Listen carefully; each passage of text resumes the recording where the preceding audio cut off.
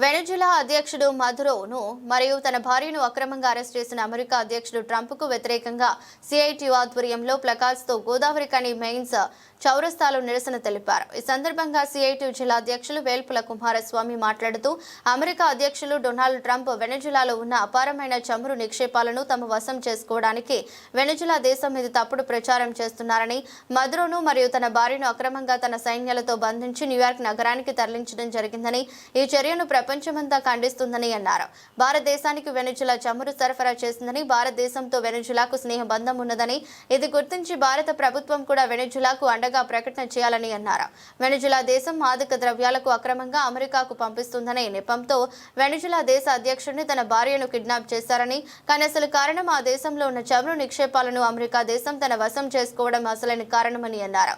ఒక ప్రజాస్వామ్యం దేశంపై మరో దేశం ఇలా అన్యాయం, దౌర్జన్యం, దాడులు చేయడం సరికాదన్నారు.